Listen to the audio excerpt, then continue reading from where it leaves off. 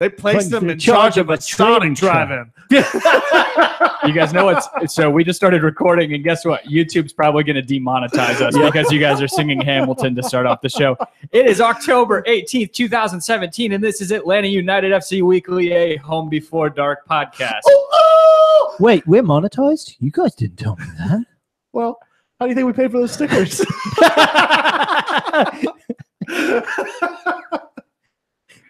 You know what, guys? I had to.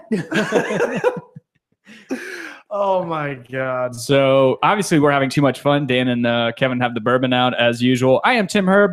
I am one of the 3 co-hosts on this show. For those of you who've never watched, never listened, how dare you? Welcome. Yeah, how dare you first, and then welcome aboard. Have Kevin Bradley, the bearded one, right across the way from me. What and have Dan James.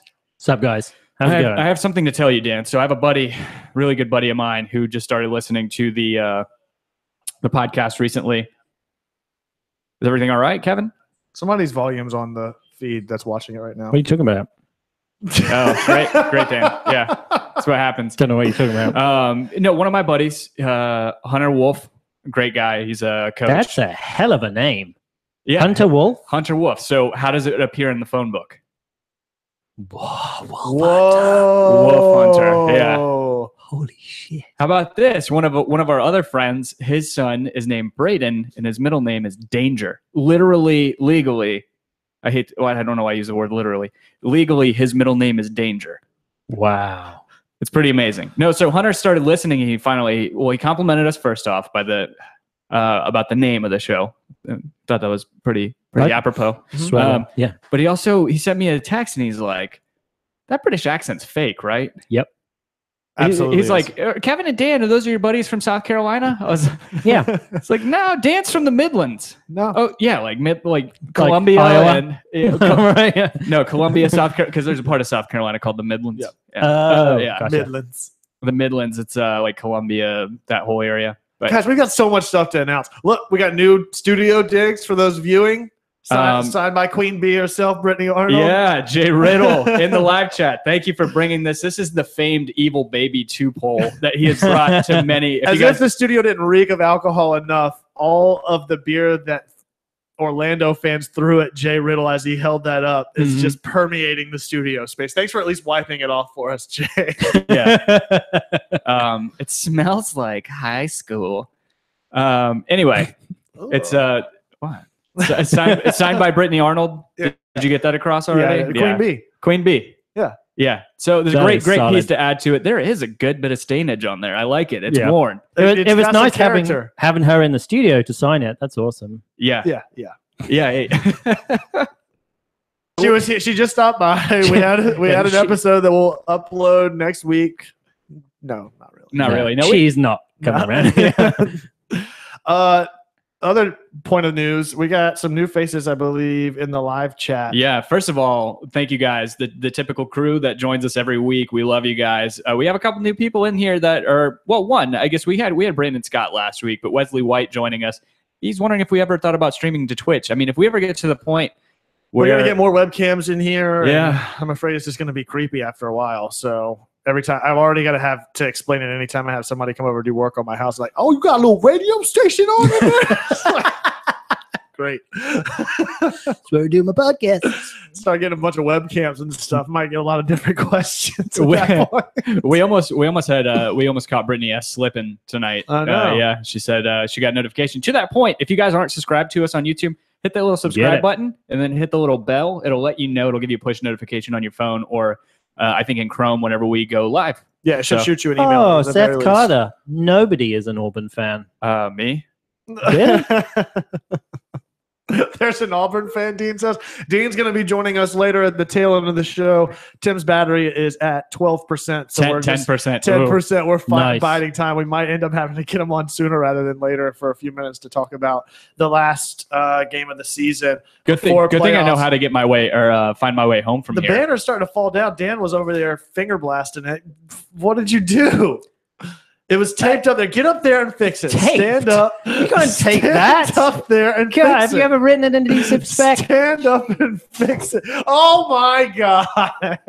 Guys, this is a shit show, which leads into one of our reviews that we got. Yeah, so that's the other point of business. We've got a big straight, we guilt trip you guys, and you stand with us through every bit of it. We are that mom just riding your back to give us until it stops working, we're going to keep doing it. So keep leaving us ratings and reviews on iTunes. It helps get our name out there, and we will read each and every one of them on the show. You guys came in huge this week. I think we got my God. Yeah, I think we have a total of 8 1, new 2, ratings. 3, 4, 5. Yeah, we've got 5 new reviews to read out. So in true typical fashion, we'll pass the buck around. Tim, if you want to start on the first one at the top of the screen there. All right. The title is definitely in my top 3. I guess there are 3 Atlanta United podcasts, 5 stars. This is definitely one of my top 3 favorite Atlanta United podcasts. The incessant Orlando City shade is priceless. It's vulgar, boozy, and has the amateur AV club quality that says we don't take ourselves too seriously. I know that's right. Yeah, it's totally what we're going for. I think I have to read the next one. You didn't finish it, Tim. Oh, I didn't? Oh, yeah, it says more. Oh, sorry. I don't know how this new podcast app works. I just don't know why they keep having that British guy come on as a guest. He acts like he's part of the show, but is only there half the time. Cry, laugh emoji. # Orlando is not the South. That's Hell right. yes. 5 minutes late and $1 short. But not today. Today, 30 minutes early. And I was here. $30 more in your pocket. I was here about 10 past 8. Yeah, you were here. Me and the Home Before Dark secretary chatted it up long time while I was in the waiting room. So in case you guys don't know, Tim and I also do another show, just standalone Home Before Dark. We got an interview coming up tomorrow as well. Yeah, for any of you guys who are... Actually, we'll tease it later. Yeah. So next one. So the first one was left by Jensen Axe. Did you say Jensen? I did not. Axe. Yeah. So I'm pretty sure that's Jensen Brock. Shout out to that guy. He's great. Nice. Next one left by Big Johnson. Must be read in Kevin's best eng ... The new app cuts off titles. I'm assuming that's English accent. Oh God, dude, I don't even know where to start. Do it, Kevin. I don't even know where to start. Oh my God, I know don't the even peer know. pressure, and you just I don't do gets worse as accents. you go along. If you're a fan, You got it. You started now. if you're a fan of Atlanta United, that's more like Boston. Just go with it. This podcast is a must. I've been listening to these guys every week since the beginning, and they constantly make me laugh and present good opinions on all things Atlanta United. I hadn't known how to write a review, but finally figured out because my stickers are on the way. You guys rock. How would you have read that? Because I don't even know. You want me to try? Oh, yes, I want Tim to try. No, I want you to do it, and then I want Dan to do it in a just regular American accent. If you're a fan of Atlanta United, this podcast is a must. So I've been listening to these guys every week since the beginning. And shine your shoes, guys. and they constantly make me laugh and present good opinions on all things Atlanta United. I'm trying to do my best Robin Leach.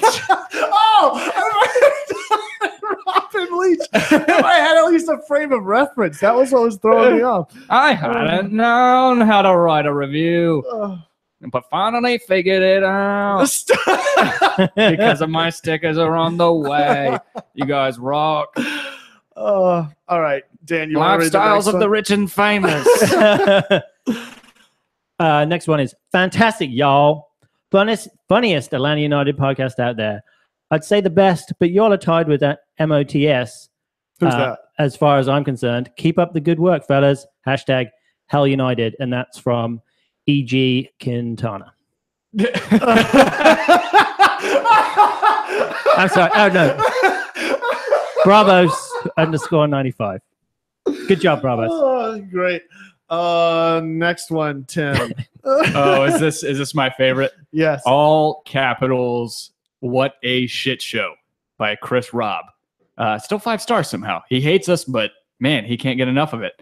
It's like that torture. Like, yeah. So these guys just start talking about Atlanta United, and somehow, even though you can't stand anything they say, or frankly, any of the hosts as human beings, you somehow enjoy yourself. How did Eric leave 2 reviews? Way better than MOTS. It's public record. Orlando is not the South. You can tell that's a totally sarcastic. Which part? All of it. Last one from Senor Lobo. Great show for new folks to MLS. Tim, Kevin, and Dan do a great job recapping Atlanta's adventures into MLS. Give the people what they want and shoot on the USMNT. Orlando is not the South. Who was that from? Senor Lobo. Senor Lobo. You guys just bring it every week. Yeah. Thanks awesome. a lot, you guys. Hey, we're 1 away from 50 somehow. What? Yeah, it's crazy. Yeah. We're gonna get there. So. It's crazy. So, Jay Riddle, we loved the shit out of you. We had a lot of fun with you on Sunday whenever we went to the Terminus Legion. We participated in the Terminus Legion / Soccer in the Streets charity poker tournament. That banner's going, dude. Yeah, that banner is, I guess packing tape isn't good enough to keep that up. I guess not. Just put it in front of your face, Dan. But yeah, we handed out a few stickers while we were out there. Oh, that's a good point to make. Chris Robb mentioned it on his review. If you guys don't live in Atlanta, if you're not going to be out at the live podcast that we're going to do this Sunday at the Toronto game at the Terminus Legion tailgate, if you are going to be there, come by and see us. We've got stickers. Yeah, we'll be there. I think the tailgate area and the Gulch sets up. Correct me if I'm wrong, Rob Swick, but I'm pretty sure we set up everybody's setting up. I say us. The SGs are setting up around noon, and then I think we'll be there around 1:30, somewhere around there, and we'll record for an hour. Yeah, and then before the march, basically, so that we have time to take down and everything. Yeah, come out, see us. We've got stickers. And if you don't live in Atlanta, if you're not going to be able to make it out Sunday, primarily if you don't live in Atlanta, because postage ain't cheap. Shoot us a DM on Twitter at Home Before Dark. That's before spelled B and the number 4. Let us know your address, and we'll get that in the mail to you. We got another batch coming out. I know a big wave of you guys got it last week, or this week actually, and posted some pictures on Twitter and stuff of them. So just keep doing that. Let us know. We'll get those in the mail to you. And that's it I think that's all of our housekeeping, if I'm not mistaken. Any other thoughts before we get into the meat and potatoes? Housekeeping. Dean just did ask something. We'll keep you guys updated as things come in terms of the season being over and how we're going to be handling recording and content, things like that. We're still trying to figure that out logistically. We don't want to bring you guys. Well, we've got at least 7 or 8 more games to go. That's true. Yeah, and we've got the lead up to the World Cup. Yeah, we do. The England podcast. I just wanted to let everybody know, especially Seth Carter, you are more than welcome to join me in the support of England in the group stages, because we all know it's not going any further than the group stages. And despite Clemson's upset this past week, which people have been so kind to remind me of, they'll be in the playoffs for the national championship again. So we'll talk about that in college football. So yeah, who? Wait, didn't they just lose to who? Oh my God! Talk LS who? Talk shit, get hit. LS who? Oh, I haven't been talking trash. I know you haven't. That's how it goes. Some like indoor team. Robert brings up a great point. Robert, why? So he's saying vamos Colombia. I'm guessing you have some family or a loved one that is from Colombia. I mean, this.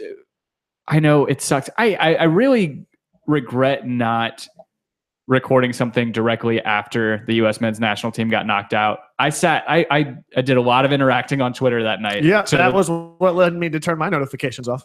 Oh, Robert, your wife's Colombian. That's awesome. So that gives you a reason to cheer for another team. So yeah, that was one of the things that came up, and I started seeing was, I mean, who do you guys root for? If you do, for me, I'm gonna cheer I always cheer on 2 countries. I was born over in Spain. I try and latch on to that. Even whenever they weren't great, I would still watch and kind of try and cheer them on. I'm probably looked at as a bandwagon or whatever, but who would, obviously England. Anybody else? I mean, I always go for the underdogs. Because you have dual allegiance. Well, if the US were in it, I'd be cheering for the US. That's what I'm saying. Usually you have 2 teams that you're cheering for. Yeah. Who's going to supplement the US not being in there now? Not the Netherlands either. God damn it! Mexico? No, I'm just kidding. Probably someone like Iceland. Well, someone like who's the a way real this country's underdog. going, it should probably be Russia, I would think, right? Right. I mean, Pokemon Go told me to. I've been playing it again, and we got some, but yeah, Iceland's gonna be fun to root on. They have some good talent. I mean, between Sigurdsson and Bjarnason, is that how you say his name? I have no idea outside Sigurdsson. But it'll be you interesting how to good see. And how good looking Eider Gudjonsson was. I want to watch Egypt. The first time they've qualified since 1990. My boy Mohamed Salah. Yeah. That was awesome. Yeah, he's kind of dominating. Yeah. Right. Russia is, Brittany asked, is Russia still in it? They didn't qualify back in 2014, right? Or was it? Yeah, I think it was 14 they didn't qualify.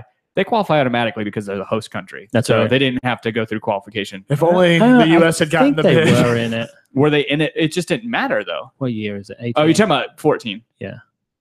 They missed one year when they brought Gus Hinneken to try and get them to the World Cup. Right.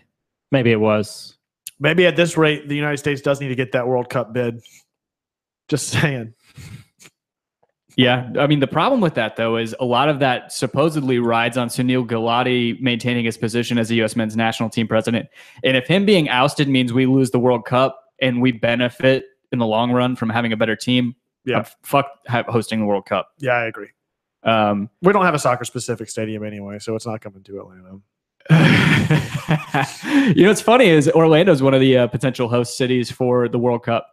And guess what stadium they're not playing at? What? It would be the Citrus Bowl Stadium or whatever it's called, Camping World, where they used to play. It's not big enough. Right. The stadium that they talk trash about having to play in for 2 years is the stadium that the world or that FIFA would use. Brittany S makes a good point. The U17s are killing it right now. It's amazing to watch. First of all, let's see who people are talking about. We got Colombia. We have Iceland. Richard Gordon's wife is from England. Oh, that's awesome. Portugal. We have Iceland again. Dean Worley, Croatia. I do love the checkerboard, even though they froze out Dejan Lovren. And then Germany. Yeah. So let's talk about the U17s because this kind of leads into the Atlanta team. It absolutely does. I'm fortunate enough I got to watch the U17 game against Paraguay while I was at work. When was that? Tuesday? Or no, Monday. It was Monday. Yep. So Andrew Carleton deserves all the plaudits in the world. But to me, the more exciting player on that team, the more important player on that team was Chris Goslin. I don't know if you watched any of... He absolutely dominated the midfield. He dictated the pace in the entire game. He looked like way beyond his years in terms of his maturity. And it was fantastic to watch because it wasn't just him playing as a defense. It was like him... Somebody mentioned... So I can't he's remember a defensive midfielder, right? He's a box. To me, I see him as a box-to-box, like Carmona. Snupka number 8 or something. Yeah, like that. exactly. Actually, I would say maybe a hybrid, somewhere between... Because like you think, kind of like a Kratz or an or an Almiron. I mean, well, when you think about it, is a lot of time like nowadays you have a 3-tiered midfield in a lot of ways. Yeah. So he fits more in that middle where he's not as attacking, he's not as defensive. He's like a true. And I don't know if that's a number 8 anymore. I mean, a number 8. I mean, it's like between Carmona. I think about Lampard and Almiron. I think about Lampard and Gerrard, and they're far more ahead than they are behind. And right. Yeah. More like Carmona than he is Kratz or Almiron. Yeah. Yeah. He almost scored the best goal in that game. And that's even with Tim Weah scoring that unbelievable goal that he scored. But Chris Goslin hit the post, hit the crossbar on a free kick from about 40 yards out. Right. This is a 17-year-old, 5'7" kid who just put enough power and placement on a ball from 40 yards out to hit the crossbar and almost beat the keeper. But what was more exciting, though, is, it does suck. People in the chat are talking about him getting a yellow card, so he's going to miss the game against England in the semifinals. Is it semifinals or quarters? It's quarterfinals. I think it's quarters now. It's, the last 8. So he's going to miss that game because of yellow card accumulation, which sucks. But him and Carlton together were unbelievable. Dude, that ball that Carlton feeds from midfield to Sargent? Or no. That was it was the lead up to Weah's first goal. Yeah, that splits 3 defenders, just perfect pacing. It's like he puts enough pace on it to get it there, but then on the back end of it, it slows down enough to just catch him in stride. It was just a beautiful ball. Like his work in the midfield was great. Yeah, no, I agree completely. Whether he was getting assists or MLS assists, he had 3 assists that game. I guess he could have had 4. Yeah, because he was the first touch, not the second touch. Because Akinyola ended up getting the assist on Weah's first goal. U.S. men's national team future aside, people will talk all day about we've seen teams like this before. I can't think of a team where I can remember like 4 talents that seem transcendent, relatively speaking, to U.S. men's national team. But I will potentially Pulisic standard. Right, exactly. When you're talking about the way that Weah plays, the way that Goslin, Carlton, Josh Sargent, as soon as January hits or whenever he hits 18 years old, he's going to sign a professional contract where Jordan Morris should have been playing at Werder Bremen. Right. And he's going to be in the senior squad.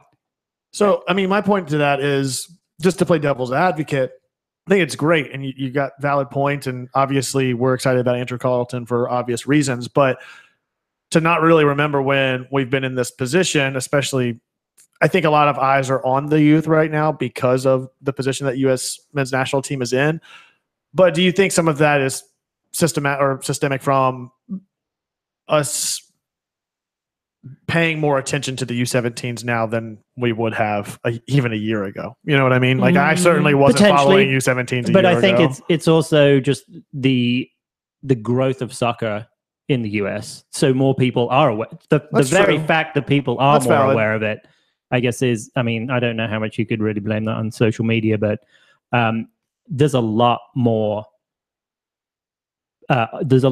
a lot more eyes on US soccer. I mean, I was actually, when the US did not qualify for the World Cup, I was really glad to see the amount of anger coming from so many different areas of the population. It was great. Well, I think that's just the United States at this point. If there's anything for everybody to get upset about, they're going to get upset about. But the fact that I was talking to people at work and they were like, the US match, I was like, you watch soccer? I thought you were just like the biggest That's true. anti-soccer fan, but they knew about it. And that's something that's heartening for me. And also just the more money that we start pumping into it. I'm telling you, man, I think 5 years ago, I said, like, in 20 years, the MLS could be one of the best leagues in the world.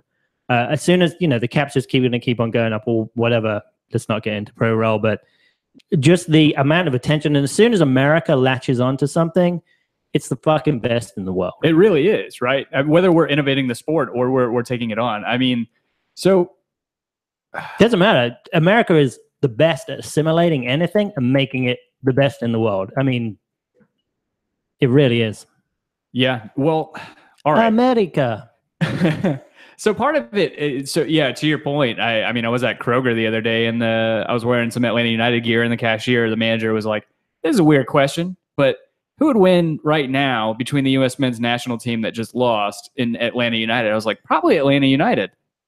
As cohesive as we are versus how we just lost to Trinidad's fucking B team. Apples and oranges. No, it's not. Well, club teams are always going to be better than national teams. Exactly. Yeah, that is okay. I'm just talking in chemistry terms. True. Yeah, true. Because the U.S. men's national team, or national teams in general, unless you're in Spain, that's why Spain's so great. I mean, that's because they all friggin' play together all the time. Same with Germany. Right. And this is the case to be made for the MLS being the production league for U.S. men's national team. But there's so many more steps. Like you said, safe pro rel. That's not even part of the discussion right now. The discussion to me is decentralizing the MLS, giving power back to the teams. MLS not dipping their hand into the cookie jar every time these teams try and make a profit off of something. Not every team has a billionaire owner who's just so willing to invest in his team, like Arthur Blank is with Atlanta United, that he years before the senior team ever saw any minutes, he already had an academy playing. Right. I think it comes to a point where you have a certain amount of money, and depending on the amount of money you have, the profit is an exponent of how much money you will put in. So if you put in a little money, you're not going to get as much profit. But if you put in bucket loads of money, that profit is going to be a lot higher. But the problem is the transfers, the contracts, everything like that is so obfuscated by the MLS. And it's just made so convoluted to the point where the fans can't understand it without reading a freaking textbook about it. Well, I think the other big problem about this is all of this discussion about transfers and DPs and all that have to do with players that are playing on an international stage rather than locally. And I think there needs to be more focus on homegrown players. That's what I'm saying. So there's so many more things to focus on. There's a whole emphasis being put on how discriminatory pay to play is, especially for those kids that are playing in more impoverished areas that can't afford to play on these club teams. There are people that are coming out from these associations to say, if you're good enough, we won't make you pay. Some sort of scholarship. A scholarship to come play at an academy. But the problem, Kevin, we need to be a feeder league. I can't remember who it was that was talking about that. I think it was maybe the guys on Mouse of the South. But it's okay to be a feeder league. Like, if we didn't have Arthur Blank and we had Miguel Almiron and we had Joseph Martinez, and let's say the MLS doesn't take 2/3 of the profit we make on a transfer for either of those, what do you think an owner is going to do if he gets offered $20 million for Miguel Almiron in the offseason and he doesn't have the academy and the infrastructure and the scouts and everything like that we do? He's going to sell him. If he doesn't have a league putting his hands in, taking from that cookie jar, taking essentially taxes to take away from the development of the team. The reason it's pay to play is fucked. We have not everybody having academies. The reason that, Atlanta United's been around for 3 years in existence, right? We got announced 3 years ago. We took the field as a senior team 9 months ago at this. 6 months ago. 7 months ago. It was March. But we already have potentially 4 guys that are going to feature for the U.S. men's senior team in the next 4 years, right?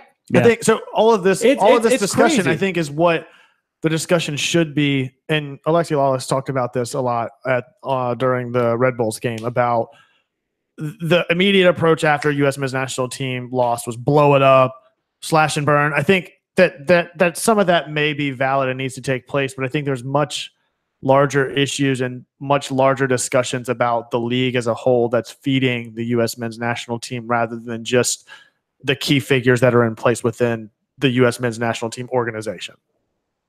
Right. No. So I think that's where the focus should be and driven. I get it. I get that it's a discussion that needs to be had, but at the same time, it's a recruiting and resource availability issue as much as it is the people that are managing that.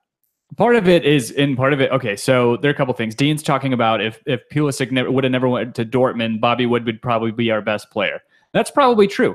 And then Pulisic and a few others, especially the German nationals, had the benefit of happenstance of being born or having a passport for, in this case, the EU, where they can go and play in those countries. I mean, Pulisic has a Croatian passport, so he can go play in Germany without any sort of issue. But you're right. So talking about transfers, I'm not talking about bringing players in necessarily. You're right. It needs to be homegrown. And that's how this league becomes. First of all, well, the league has requirements on that, but I think that there's other. Let's step back for a second. This team already circumvented those rules, right? Did we? International? You're kidding? Like getting green cards for players so that we can get more internationals on the team? Yeah, there are always ways around it. I thought it had to be like within the area, like within the. No, homegrown just means that the country.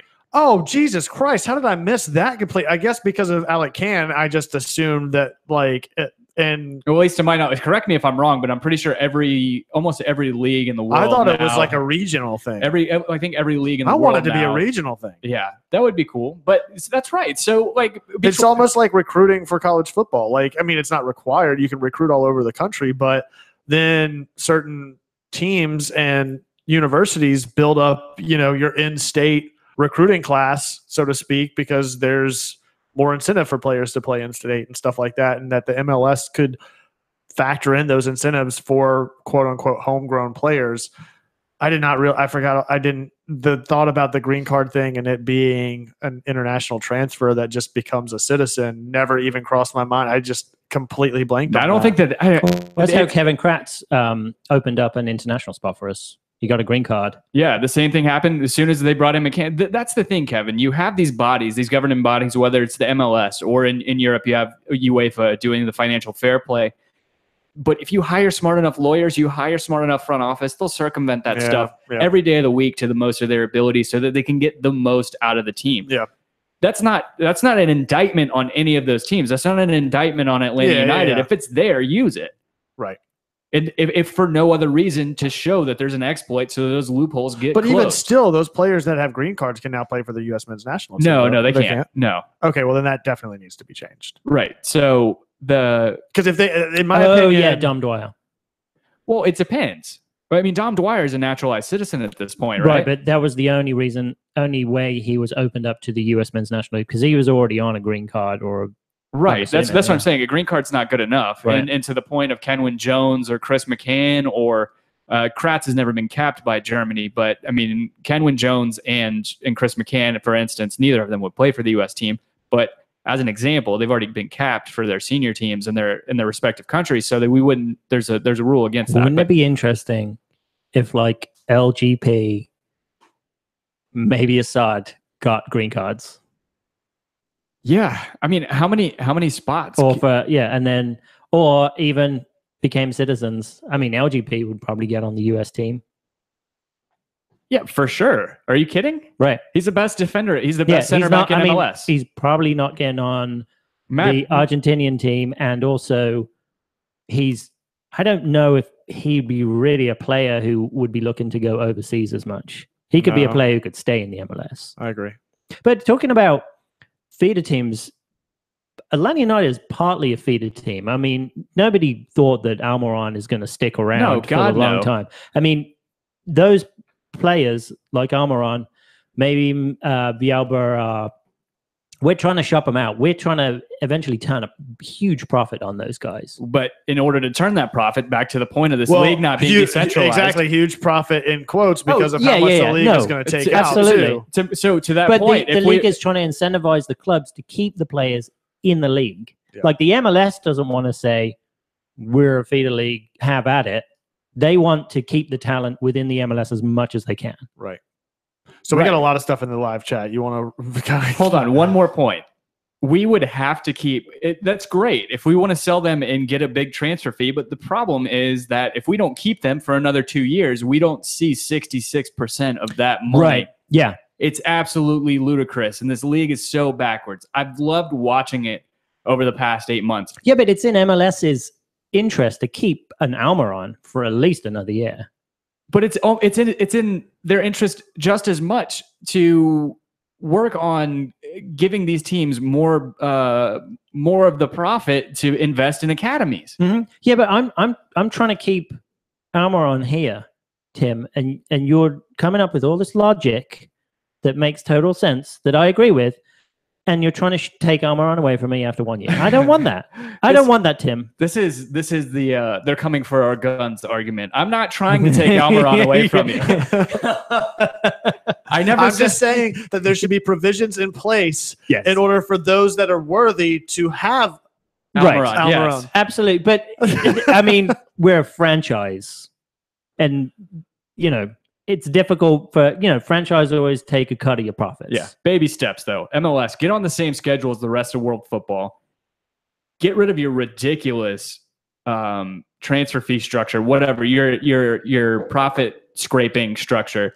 Maybe cut some of the fat. Maybe you don't need all those employees to pay. So I honestly think this is just growing pains of the MLS. Like the more money it makes, the more of a juggernaut it becomes. I think rules like this will be relaxed and minimized, and it will all be for getting talent into the MLS. Well, and that was the other thing about Alexi Lawless's stance on the MLS and U.S. men's national team. It was like the result of the MLS, soccer in North America, U.S. men's national team, say what you will about it, but it is almost a perfect representation of this country and how divided and somehow mashed together and duct tape in places to keep this whole thing afloat.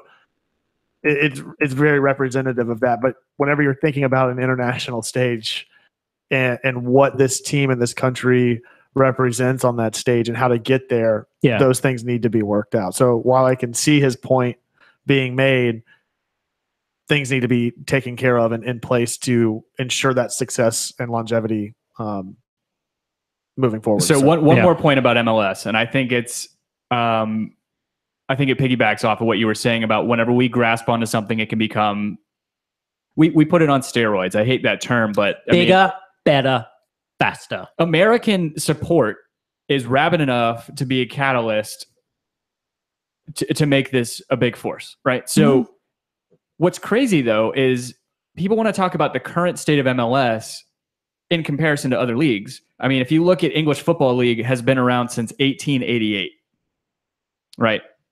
The Bundesliga has been around. A lot of growing. Bundesliga has been around since 1963. So still, that's a relatively young league, right? I want to say Serie A has been around for a lot longer than that, and MLS has been around since 1993, and it is where it is. Exactly. I would love maybe some off-season shows about this stuff, but yeah. Oh, absolutely. So you guys have entertained yourself for the most part, and most of the comments agree with what we're saying. Jay Riddle obviously says MLS needs to improve team selling power, which means empowering them to sign young, talented DPs from Central and South America. Seth Carter, feeder league isn't necessarily bad. It attracts young players like Alman. Agreed. Yeah, absolutely.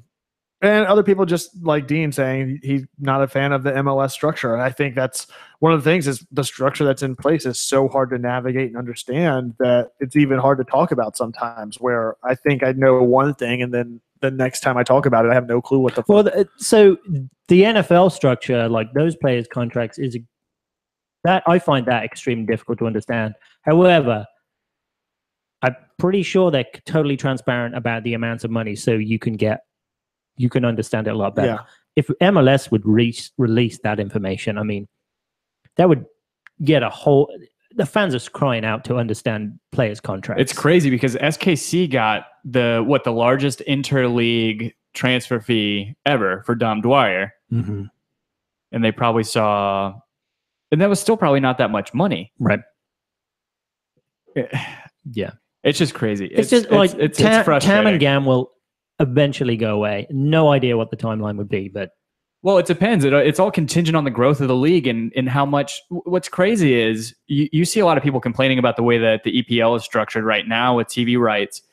But the great thing about that is you compare it to a league like La Liga, which I think they base a lot of the revenue on success in terms of who gets. Oh, geez. Yeah. Sorry, we got carried away. We got carried away talking about that. Anyway, England does a good job. They evenly distribute the TV money to all the teams to where Stoke can afford to go and buy Bojan and people like that. Yeah, MLS isn't like that. I think it's good that we didn't talk about the New York Red Bulls game because there's not a whole lot to talk about in that game. I mean, if you're talking about frustration, I think that's the next logical topic. Talk about the Jesse Marsch is an idiot.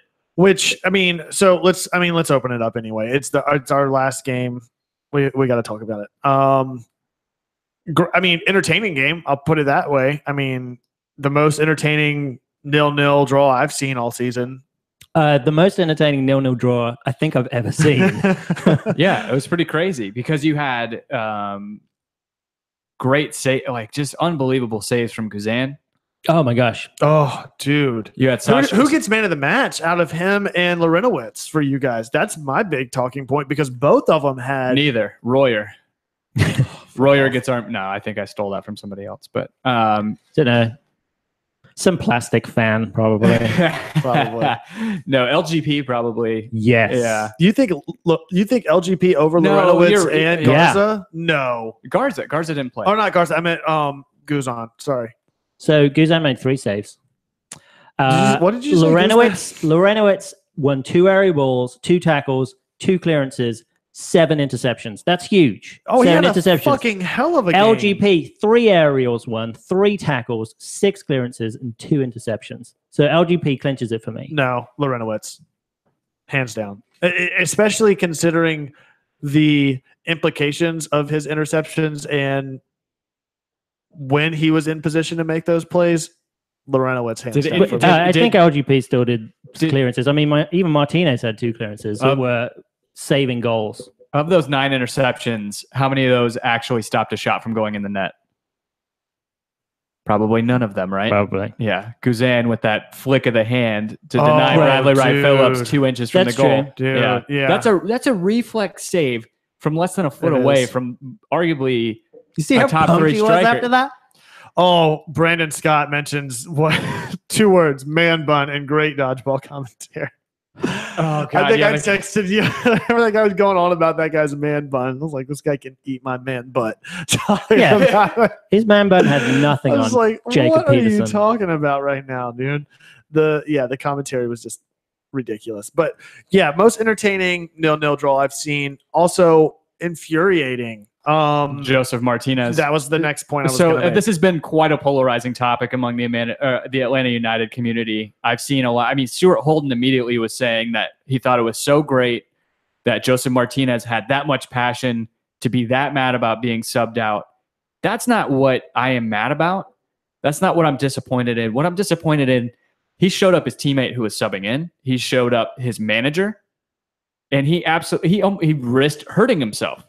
Whenever I don't know if you When noticed. he tore the tape off? No. Oh, no. Didn't he kick something when he got off the field? He kicked the benches whenever he got up there. Yeah, I was not. I mean, and the commentators tried to make light of it. I want to see this kind of passion out of my players and blah, blah, blah. I think there's a big difference between passion and a temper tantrum. Well, part of it is lead up, right? To me, it's all relative. Dean Worley, I think, has been on this train. We've had a mixed result or mixed response from a lot of you guys with this all season when we're talking about Joseph Martinez. Don't get me wrong, I love the guy to death. We are not dogging him at all as a striker. We think he's obviously one of the most, if not the most influential player on the Atlanta United squad. That's not the issue. The issue is that's part of the issue. If he's influential, right? He has younger players that look up to him.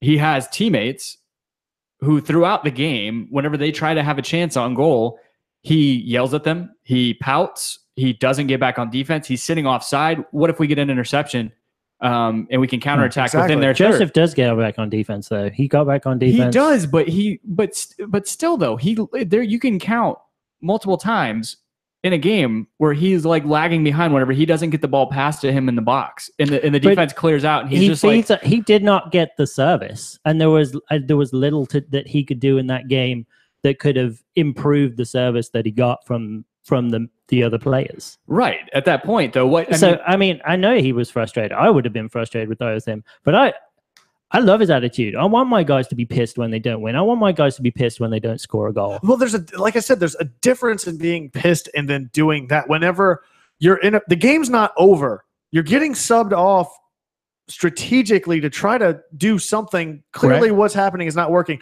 And whenever you take a minute and a half to fucking pull down your socks and rip off your tape and then take out your shin guards and walk over and you're slamming and kicking and doing all this bullshit, get off the fucking field. Do that off the field. I understand being passionate. I'm all for it. But there's a big difference between passion and a temper tantrum. Well, you bring up a point that I didn't even think about. He did potentially waste a minute Absolutely and a half. He did. We're in a position where we're trying to fight for. We weren't the better team on possession at that point. We were living on counterattack. And that's why he was getting subbed off, was to make those adjustments by bringing Jacob Peterson in. So wasting time when you're on the road is actually a good thing when you're in that final third of the game. I disagree. I disagree completely. You're saying that as if Tata instructed him to rip off his shin guards and waste time. No, he didn't. But I'm saying that he's finding it incumbent upon himself to do that. But I still disagree with that anyway, because your point is that we weren't winning possession. We weren't controlling the game.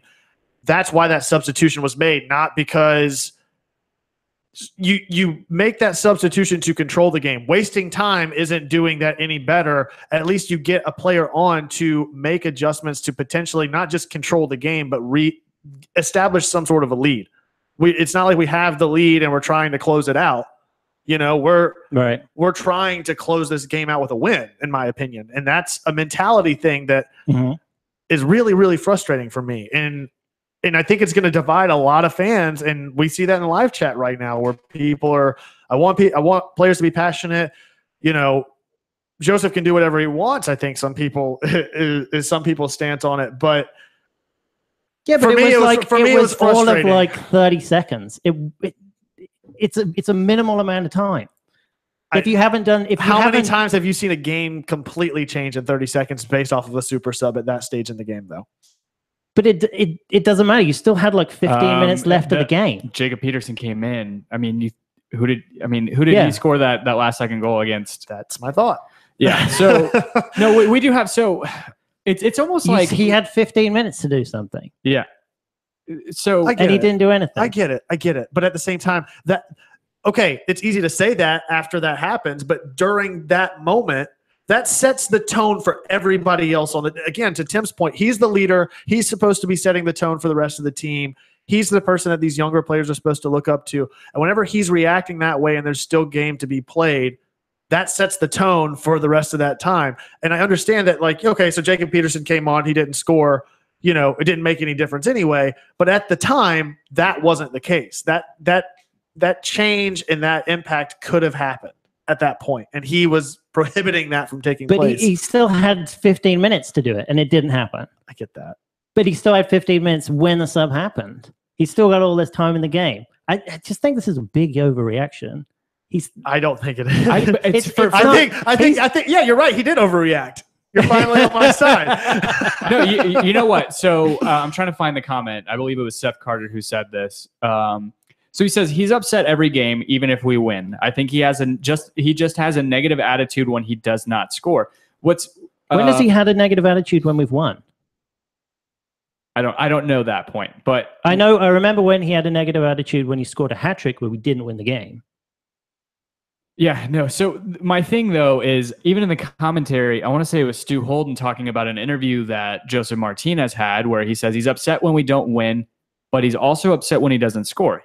Stu Holden. I mean, that's apparently from an interview. That kind of worries me. Right?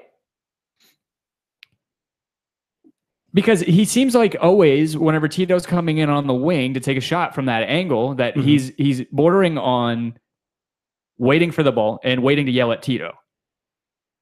And what does that do for a 23-year-old psyche too? I mean, that's who's on your team. I don't know. Jay has a good point. I mean, and you see people like this as well, where some of that stuff is what drives him to push himself to be better, to be hard on himself. I get that. And that's, again, my point isn't necessarily that he's doing that. It's the manner in which he's doing it that's holding up play or setting the tone for the players that are on the pitch or like anxious. Because, like I said, I think it's going to be a dividing topic, and I get it. I get the perspective of that's how he motivates himself, and he's hard on himself, and he's passionate and all that stuff. But at the same time, if you're a leader, you still have a responsibility to the rest of the team, to the way you present yourself, and there's an opportunity to do those things whenever you're not holding up play. That's my point. Yeah. Dean, pick up your phone. Oh, so we have Dean Worley, longtime listener, interactor. I think I even wrote it in his cards. I feel like I say his name a lot more than you guys' name whenever we're recording. Dean, how you doing, man? What's up? You doing all right? You doing all right tonight? Oh, yeah, I am. Just getting done with schoolwork. Yeah, so add to this, I think you have been on Joseph's case since the beginning of the season about this stuff. So give your 2 cents on this, because I think that Kevin and I so far are really the only ones aside from you that feel like this is some sort of hindrance on the team. To me, it's like from the very first game, whenever we played New York, I was sitting right behind the goalpost where we were attacking the second half. And whenever Miguel tried to chip that shot at the very end of the game, instead of passing it off to Martinez, that's when I got the first instance that like he had a little salty attitude. Because ever since then, because then he didn't play for like 3 months after that, so we didn't see a lot of him. But like that was like the very, very, very beginning of it. So it's like right there, I was like, that's where I had a negative mindset. And then whenever he came back, I didn't see it from maybe a month, because he got subbed out, then he got hurt again. But then whenever we were playing Kansas City, that's where it's like recently he's just had such a bad attitude. And it's like every time for a good example was this past game. Whenever Walks had that assist, it was going to be an assist, but it was a little bit behind Martinez, and he couldn't get his foot on it. He just had like this disgusted look at Walks. But like after watching Arsenal play the day before, Bellerin had the same exact pass to Lacazette, but it was a little bit off target. but instead of giving him like a little nasty look, he just gave him like a thumbs up, like keep going and try again. Yeah. It's like, but with Martinez, it's like if you do it once, it's like I don't want to do it again. And it's not just any the same thing with Sanchez. Sanchez, he gets a lot of shit too because people think he has a bad attitude, but then more times than not, he has his thumbs up. He's like, he keeps the team going. You want to see him, or he just keeps going and going. He encourages it all the time. But then just seeing Martinez is just the complete opposite. Every time it's a bad pass, every time someone shoots that's not him, it's just he keeps getting this pouting bad attitude. And I just think ripping off your tape, ripping out your shin guards when you get subbed, that's just a little extra. Not like bashing his striker abilities. He's the best striker we have. No, and I don't think any of us want to say that he's a bad player at all. And it's absolutely. I think that's part of what being a good player or being a transcendent player is how you present yourself, not just to your team, but to the game. And you can be hard on yourself. I get that. I mean, the best players they have to be self-critical because whenever you're LeBron James, nobody's going to tell you that you're bad. You have to rely on yourself to keep yourself in check and to motivate yourself. But there's a line, and I think that I've been okay with it. And we've talked about Joseph throughout the season and stuff like that. But what happened with the Red Bulls game was something completely different than what we've seen out of him being frustrated or pouty or whatever. That was completely different at that point for me. And I see what Jay's saying. I see that maybe like to a lot of people, it's like we could be exaggerating. I understand what Jay's saying. I understand that. But it's just there's little moments where like he's 20 yards offsides. If we suddenly get the ball in or a sudden attack mode, he's automatically out of the play. So like we have a guy there, but he's out. We can't pass to him. That's exactly what I'm talking about, Dan. Whenever he lags behind and the defense clears out and he's struggling to get out, you're right. He gets back on defense, Dan. I'm not saying that. His average position was in the middle of the field, which is kind of crazy if he's lacking in service. I think that was just an average. That's pretty crazy. Yeah, that's what I'm saying. But as an average, as a striker who scores as much as he does, he shouldn't be that far back. That's because we were playing Tito, because we were playing so vertical. And Tito's a lot better on running on those long balls. Okay, so even that said, I agree with Dean. I mean, if we catch them in possession out of the backfield and he's offside, he's in a great position to score, but you can't pass to him. Yeah. I mean, did he even shoot last game? I don't remember seeing him shoot. I don't think he did. I don't think he had a single assist. But I mean, it's props to New York Red Bulls defense. I mean, I thought that they put on a decent show. They played him out, yeah. No, he didn't have a shot. Yeah, I think they definitely snuffed him out. So let's move on from that. Dean, you're going to be at the Toronto game on Sunday, right? You're going to join us. Did you say you're part of the faction and you don't know where the tailgate's going on? Yeah, Go ahead. I think I joined the faction when I got back from Europe, and since after that, my last game I went to was in Orlando. So I really. Yeah, Jay's been texting us nonstop saying, I think they're going to revoke your membership or something, that there's a certain level of plastic that they're willing to tolerate. being an Atlanta fan, it's a bit rich coming from Jay.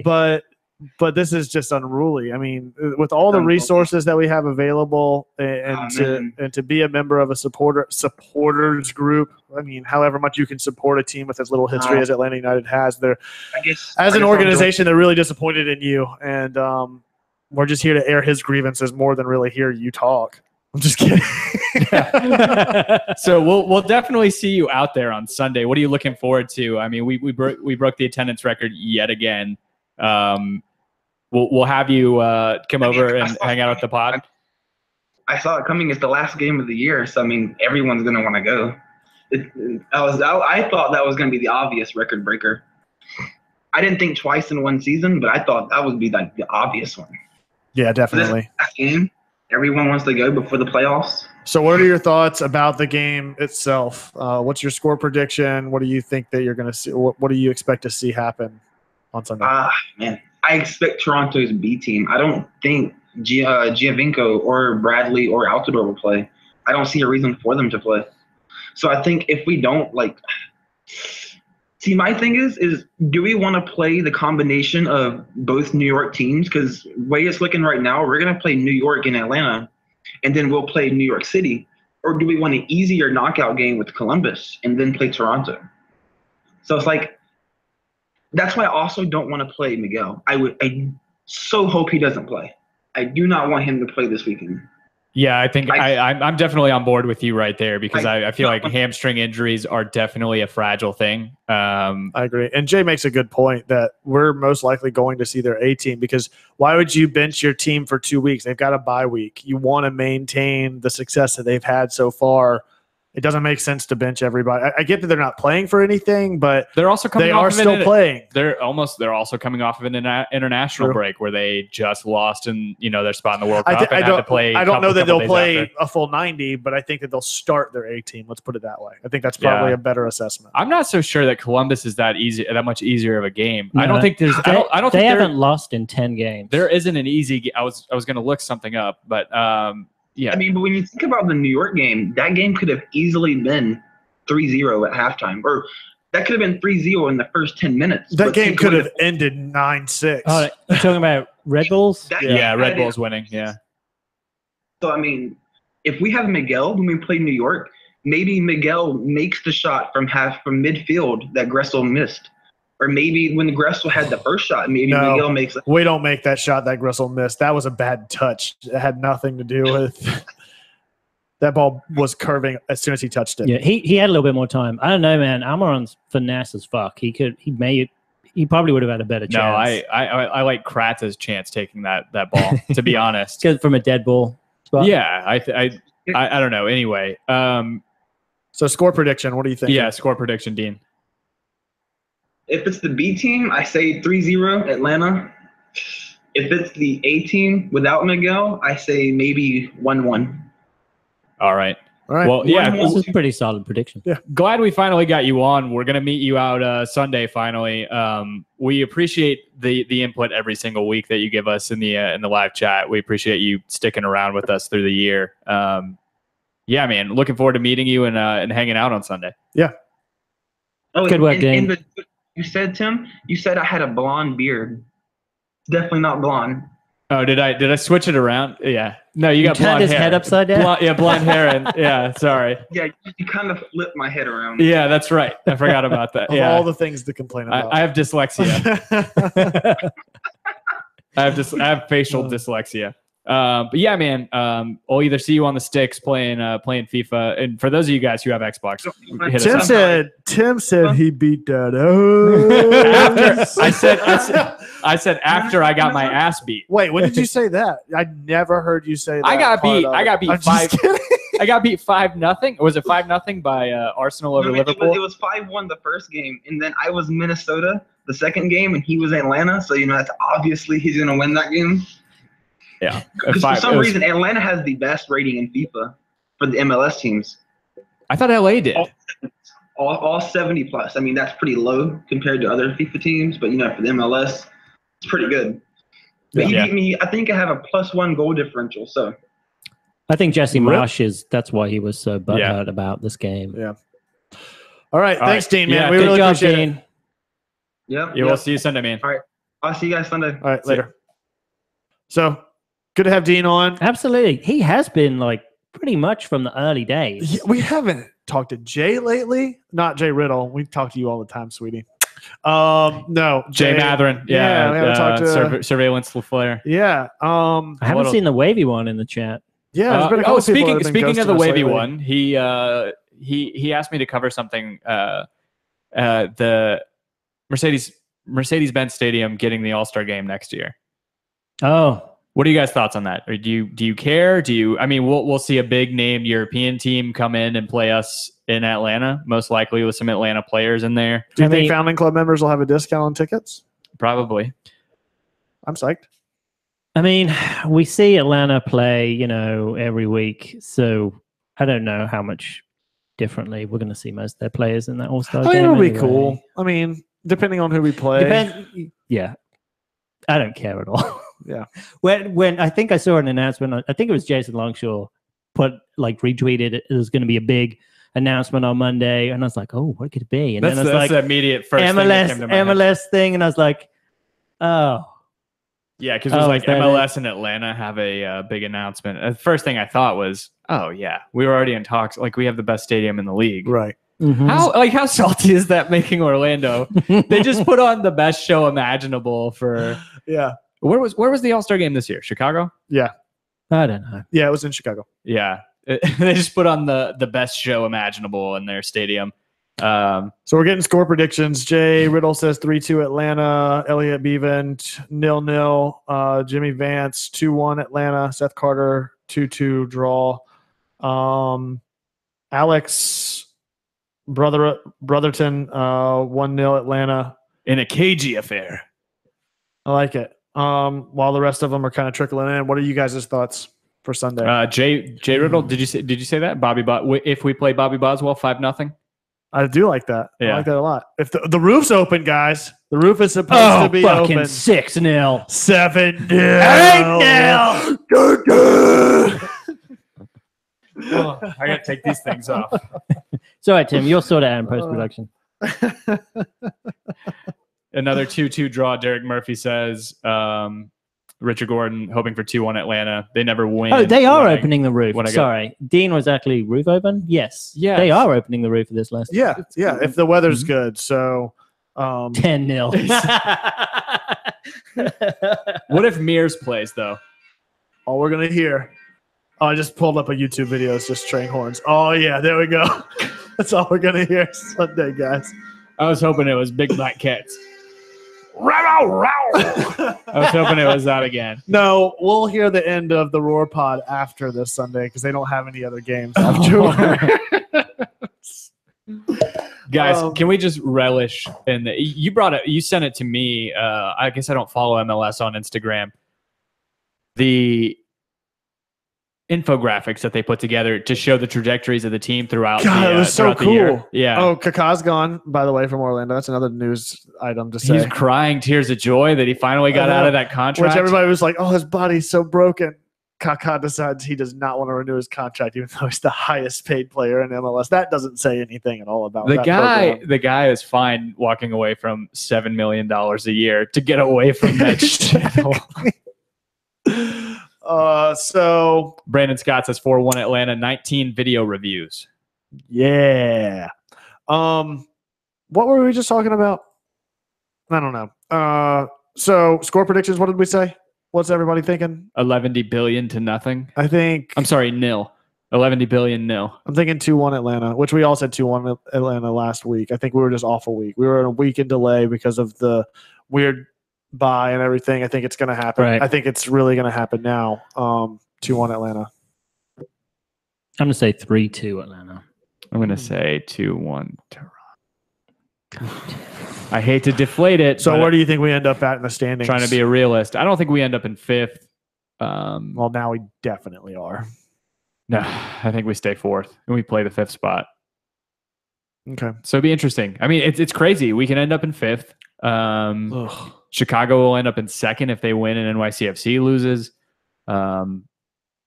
7cc Dan says 1-0 Atlanta. What do you laugh? Oh, Jay giving you shit about using your wallet as your phone case. Yeah. All right. I think so. Sorry for ranting so much about the U.S. men's national team. I apologize for nothing on this And episode. Joseph No, Martinez. I thought This is Right. great audio. We gave great banter. yeah. You know what's so funny is the name You're of welcome, everyone. it's so Yeah. funny is the name of the podcast used to be Banter Yeah. years Banter ago. podcast. It was. And we changed the name Banter before we get into podcast. soccer. And it's Exactly. just- yeah. So thanks for checking us out, guys. Be sure to check us out on iTunes. You guys left 5 reviews or 5 reviews and like 8 new ratings this week. Let's get it 10 ratings and 6 reviews. I think we can do it. I want to make the loop twice where we all have to read one. We're looking at you guys. This is the last game, the last home game in the regular season. We're doing a live podcast at Terminus Legion Tailgate on Sunday. Come out and check us out. Leave us some reviews. DM us for stickers. Find all of us on Twitter. Tim, where can they find you at? You can find me at J_Riddle. Tim, where Tim, where can they find you at? At DNJMS. You can be my 100th follower. You can find me at Mouths of the South. That's at MOTS Pod. No. .net /MySpace. Lemonparty.org. Find me as well at The Architect. That's at _ARC, #1 TECT. I do not follow back because I got to watch my ratios. I'm just kidding. Can find us at hi2u.com. HAI2 and then you. Oh my God. Find us collectively at Home Before Dark. Seriously, don't go to that website. But do go to Home Before Dark on Twitter. That's before spelled B and the number 4. Like I said, slide into our DMs if you want some stickers. Come out and see us Sunday at the Terminus Legion tailgate. Be sure to leave some ratings and reviews for us. We love the hell out of you guys. Thanks for checking out the live stream. Suck a fat one, Jesse Marsh. We'll see you in the playoffs, I guess. We'll see you. How do you say suck a fat one in Spanish so that he doesn't know that I'm saying it? Chupa un gordo uno. No. Jesse Marsh. Un gordo. Un gordo. Chupa un gordo.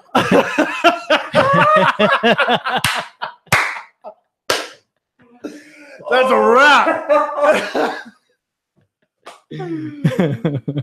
Oh, shit. Yeah, FIFA team. No! Why would you end that? That was the best way to leave a show. Sorry. What's the FIFA team? We have multiple people asking what the FIFA team is. Okay, we will get a pro team set up this week. Among the other things that I got going on, I will create a Home Before Dark FIFA team, and I will tweet it out. But is it just Xbox? Xbox. I think we might need to do a... We're going to do a podcast tournament at some point. Yeah. We'll do a group show with all the podcasts. So the kids are calling it. And maybe we can do like some sort of sponsor thing where we get listeners to sponsor certain teams to like, you kind of like sign up. Like, what's the walk stuff for like diabetes or whatever? Like where you... Oh, yeah. So we could do a charity event. Yeah. So we could do a charity event where like people could like commit money towards Home Before Dark or whatever if Home Before Dark wins, which definitely will win, and it'll go towards our renewing the. No, I'm just kidding.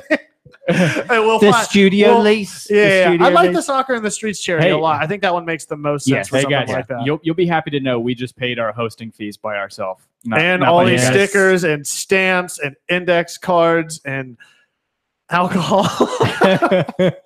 I think bourbon is the most expense that we had, the highest expense that we have for this and show. Tim doesn't That's even all drink. out of my pocket. No, but for real, you guys, so between Brandon Scott, Jay Riddle, obviously, Alex Brotherton, Elliot, I believe, Brandon Scott, everybody, if you're not following us on Twitter, that's how you get a hold of us, or you can send us an email at show@gethomebeforedark.com. No, I'm a PS4.